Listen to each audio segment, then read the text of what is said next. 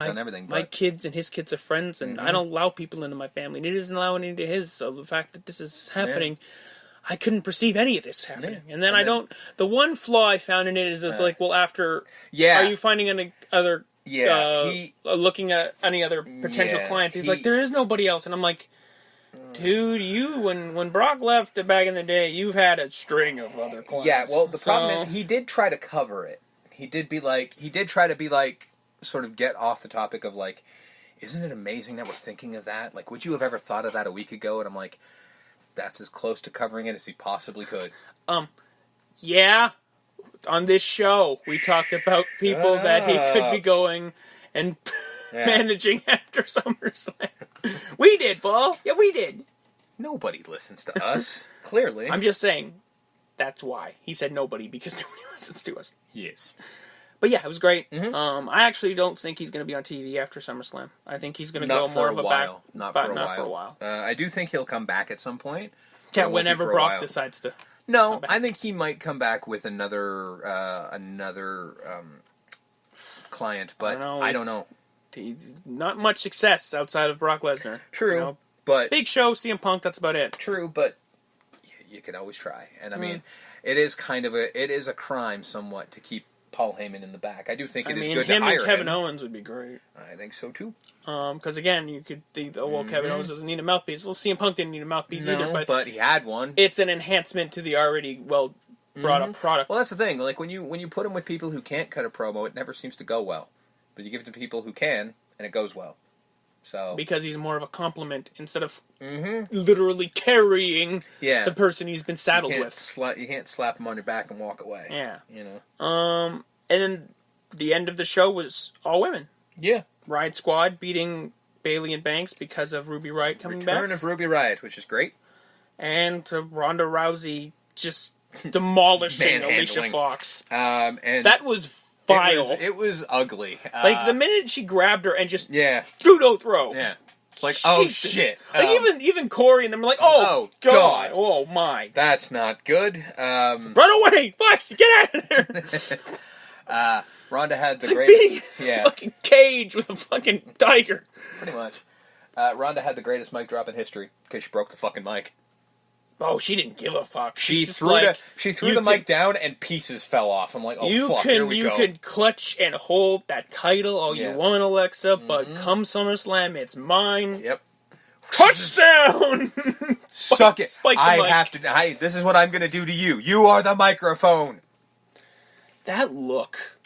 When she was in the corner and getting booted, that look when she was like rising like, Dana. No, it's much like Kenny Omega.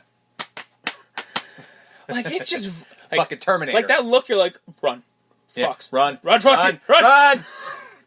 Good Christ, run! It's like yelling in a horror movie. Say get out of the house! Ooh, Ronda Rousey's so over. Holy fuck! Yeah, she came out and the minute fucking Joan Jett queued up. Yeah, wow! Just the building shook. Yeah, I'm like. I can't remember the last time someone had an effect on the crowd like Ronda Rousey does. The Rock. I guess, eh? That's the last one. But, like, who would have thought she would have been this successful both in the ring and with the crowd? The crowd just accepting her like it's nothing. I can tell you no one thought in the ring. But as far as the crowd, I think everyone kind of knew that. Because she's already popular? Yeah. Because, like, she gets fans. Sorry, folks, one sec. Sorry about that, folks. I had an important phone call I had to take. My apologies. That rarely ever happens here. Yeah, I don't even know how that pause affects the show. I have no idea. I think it's a quick hiccup. We should try. You know what? Maybe I'll try listening once, and we'll see what happens there. I don't listen to this show. I know. So yeah, Ronda Rousey popular. Like I knew she was popular, but like, it's one of those things where like maybe it's because she wasn't just popular within the UFC, she was kind of getting a name outside of the UFC. Well, so like someone who's not a UFC fan is still going to know who Ronda is. I knew who she was, and I don't give a shit about UFC at all. Yeah. I knew who she was. I knew she was taking the world by storm kind of thing. So this, like, I think we've said before when they officially signed her, that's a huge get for WWE. Like, this is the fact that she actually and then she can wrestle and have shows. Yeah. And like that's the thing. They didn't get Brock Lesnar 2. You know, they got somebody who's willing to do the work. You know, she wants to be, like, this is her job now. You know, I mean, of course she's going to go off and do other things because that's the folly of her being a media star. She's not just, you know, she wasn't just a UFC fighter, she was an actor and all this stuff. So she's allowed to go off and do that because she is a name of who she is, and WWE's not going to be like, yeah, sign with us, now you can't go anywhere else. She's not, that's not how that works. She has special privileges. She does, but at the same time, she's still kind of just being one of the girls, you know, which is exactly what you want with a hire like that. You know what I mean? And again, they're the exact, like, they're literally looking for somebody who's going to be the attraction, but not going to be a Brock Lesnar, which is exactly what they want. And she's all over their Instagram and shit, and, like, their social media. Like, she's having, like, she looks like she's having legitimate fun in the back. Yeah, I mean, apparently, according to everything, she's enjoying the shit out of this, and this is, you know, unlike because she's like, I get to be a professional wrestler, yes, just like Roddy Piper. How cool is that? Exactly. Like, that's the thing. She has respect for professional wrestling, which is, I would say, about 95% of UFC fighters do not. So the fact that she has respect for it is kind of awesome. So, and she's showing it by just being good at it.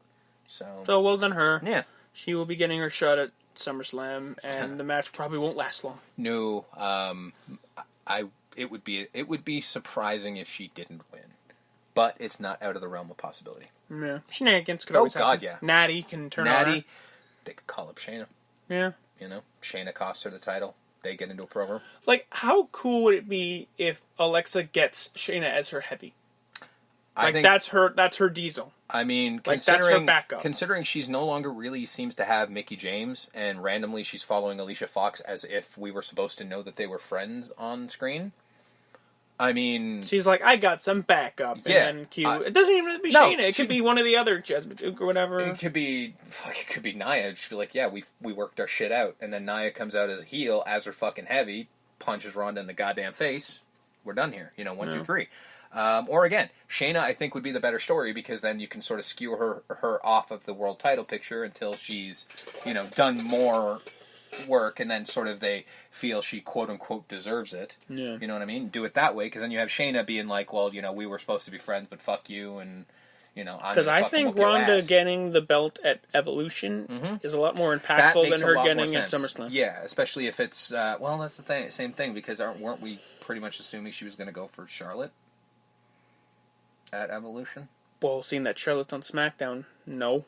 Yeah, but you could have a special attraction match. Well, I don't want that because I want her on Raw, and you can't have. I want her as the champion on Raw. Charlotte doesn't have to have the championship.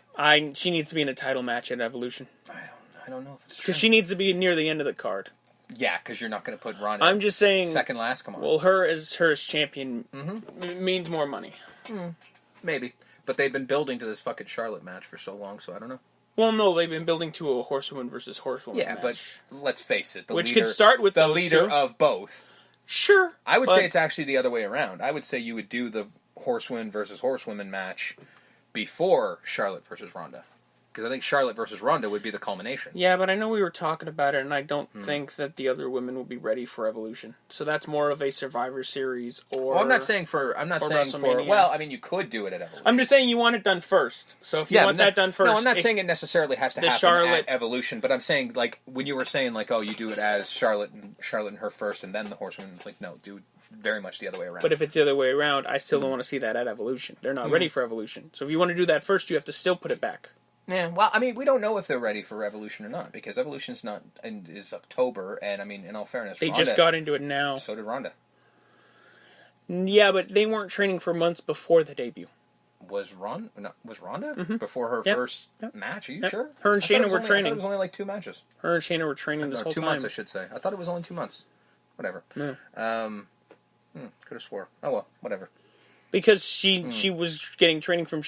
I know Shayna because I know Shayna that. already I saw knew. the videos and shit like that. Like, I saw all that, but I thought it was only a couple months. I mean, proper training from proper professional wrestling, yes. But she was getting somewhat of a crash course before that. Right. I don't think these ladies are getting the crash course right now as we speak in the Performance Center. I don't know. Now, again, they're athletes. They're mixed martial artists. They could take it to it like water, like Shayna and Ronda did. And I mean, in all fairness... And they could be ready for October. And in all fairness, they're literally working with the 4 top women in the company, so I think they'd be fine. Yeah. But also, if you want to do the whole Becky and Charlotte heel against each other thing, that's the other. That kind of throws a wrench That's in the that. other wrinkle. Yes. So again, this is why you can't really book 2-3 months in advance because WWE could change tomorrow very differently. I mean, that's the thing. They do change consistently. So, Ronda's popular, and she's gonna get all the fans. Like if she's not like top merch person, I don't know. You think she might be up there? I don't know because it's only the one shirt, right? The Roddy No, Piper there's shirt. a couple. Is there a couple? There's a couple. Then yeah, she's probably up there. There's the white. There's the black. There's the Hot Ronda shirt. Right. There's the baddest woman shirt. Hot Ronda. And I guarantee you there's the baddest woman shirt. There's the baddest woman hoodie. Yeah, that's true. She's got merch. Yeah, so she probably is. Merch. I mean, there are ways of looking at these things. We should probably look them up somewhere, but I wouldn't know where to start, and I'm not going to do that on the air. But I got to assume she's doing well. And in a world where they sell faux leather jackets for Finn and Dean and all them, why not sell like the Roddy Piper type jacket replica? Give it time. You know what I mean? Give it time. Just because that's an easy $70. Yeah. Going out the window. One at a time. Give it time. I'm sure they'll get there, but I mean, I think those replicas are a little more complicated to make, perhaps, and they're just like, because it's not the actual material kind of thing. Yeah, so I think it's a little more complicated. So we'll see where that goes. So yeah, next week we'll be finishing up our discussion about G1 with the final being this weekend. So next week will be the last time we talk about New Japan. Not for long though, because I think they'll be kicking up pretty soon with Destruction. Yeah, and all that happening.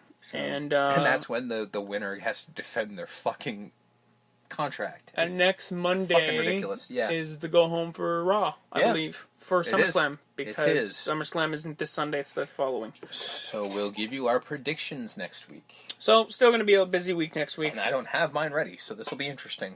Well, you have a week. Yeah, I know. I literally have no clue right now. I mean, some of them I do, but some of them I really don't. Yeah. Like I said, you got a week. So until then, we'll get out of here with our hashtags and our thank yous. So thank yous first off. My place of business, where this podcast emanates from, Planet X, comic books, collectibles, all kinds of fun stuff just like that.